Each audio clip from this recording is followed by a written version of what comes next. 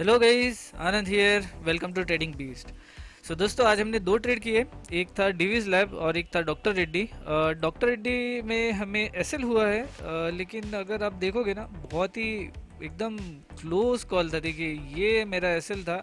अगर ये भी रहता ना तो भी हमारा एसएल नहीं होता, लेकिन चलिए कोई बात नहीं। डॉक्टर रेड्डी में एक एसएल हुआ, उसके बाद ये भागा है।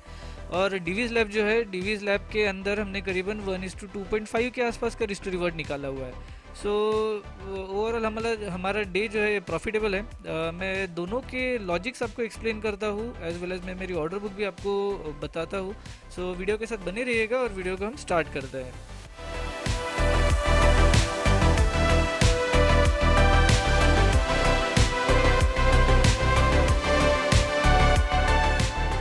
सबसे पहले हम एक काम करते हैं ना, डॉक्टर रेड्डी देख लेते हैं। देखिएगा, doctor Reddy daily time frame पे अगर हम देखें तो बहुत गैप डाउन हो गया डॉक्टर रेड्डी। और अगर हम देखें तो ये जो दिन था ना, ये एकदम आखिरी दिन था जहाँ पे गिरा हुआ था उसकी इंपॉर्टेंट लेवल।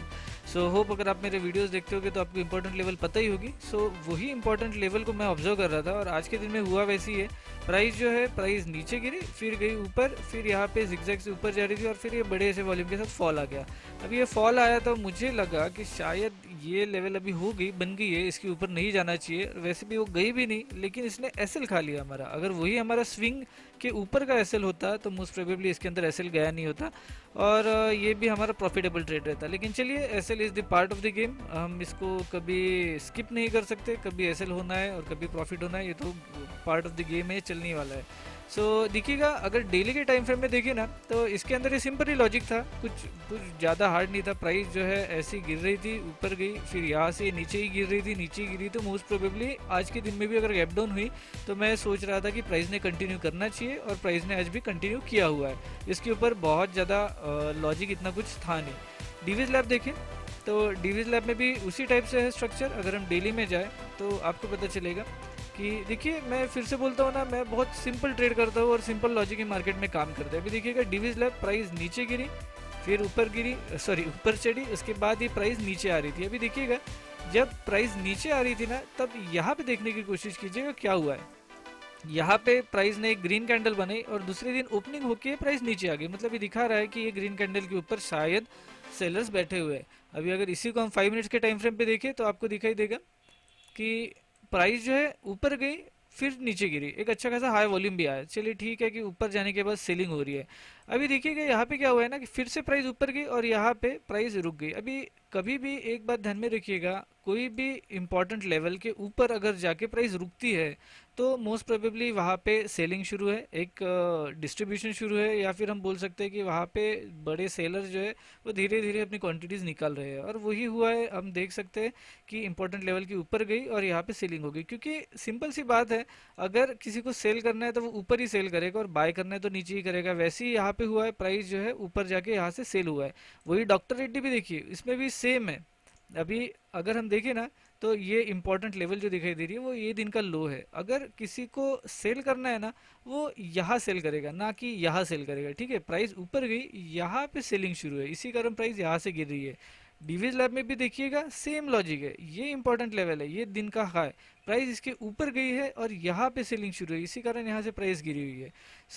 देखिए, simple simple logic, simple logic से ट्रेड कीजिए, आपके ट्रेड आराम से चलेंगे। बहुत ज़्यादा कचरा भरोगे तो ट्रेड चलने वाले है नहीं। पूरा वीडियो रिकॉर्ड हो गया, लेकिन मैं मेरी ऑर्डर बुक बताना ही भूल गया था। देखिए, सबसे पहले तो मैं रिफ्रेश कर देता हूँ। देखिए, मारुति जो है, फिर से एक बार रिफ्रेश, मारुति जो है इसको मैंने पहले सुबह सुबह सेल करने की कोशिश की, ऑर्डर मिला नहीं, इसके बाद मैंने इसको कैंसिल कर दिया क्योंकि मेरा फोकस मैंने फिर शिफ्ट कर दिया था टोटली फार्मा सेक्टर के ऊपर।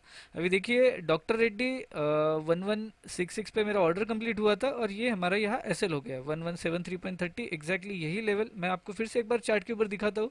डिवीज लैब डिवीज लैब अगर देखें तो डिवीज लैब का जो ऑर्डर है वो 5936 पे कंप्लीट हुआ था और ये टारगेट 5903 का। इवन सन फार्मा भी मैंने सेल करने की कोशिश की थी, लेकिन इसके अंदर भी हमें ऑर्डर मिला नहीं। मैं फिर से एक बार रिफ्रेश करता हूँ और ये एक दो चीज़ देख लेते। देखिए, मारुति देखिएगा, 1272 फाइव पे मैंने इसको सेल करने का ऑर्डर प्लेस किया था, लेकिन मैंने इसको बाद में निकाल दिया क्योंकि मुझे लगा कि इसके अंदर ज़्यादा मूवमेंट आएगी नहीं। लेकिन ये चला, अच्छा खासा चला। फिर ये डिविज लैब जो था वो एग्जैक्टली यही था। देखिए अभी यहाँ से भाग रहा है ऊपर, क्योंकि 5900 पे अच्छा खासा सपोर्ट था इसको। इसके बाद डॉक्टर रेड्डी देखिएगा, डॉक्टर रेड्डी ये हमारा स्टॉप लॉस हुआ। अगर आप देखोगे तो जो आपने मेरा ये देखा ना अपना ऑर्डर बुक, इसके अंदर देखिएगा 1173.30 ये मेरा एसएल था, और एग्जैक्टली यहाँ एसएल खा लिया इसने हमारा। और सन फार्मा देखिए, सन फार्मा काफ़ी अच्छा चला, लेकिन इसके अंदर ऑर्डर मिला ही नहीं। जब ये प्राइस नीचे ब्रेक हो गई तो ये फिर से हमारा ऑर्डर लेने आए ही नहीं, और फिर ये नीचे गिर गया, वरना ये भी 1:3-4 के आसपास का आराम से ट्रेड रहता था। सो बस इतना ही दोस्तों। अगर आप मेरे YouTube वीडियोस को फॉलो नहीं करते हो दोस्तों, तो ज़रूर मेरे YouTube चैनल को देखिएगा, क्योंकि उसके अंदर बहुत से एजुकेशनल वीडियोस है जो कि आपके ट्रेडिंग में बहुत ज़्यादा हेल्पफुल होंगे। अगेन, आपको अगर ये वीडियो पसंद आता है तो डू लाइक, शेयर और सब्सक्राइब, और मैं मिलता हूँ नेक्स्ट वीडियो के साथ।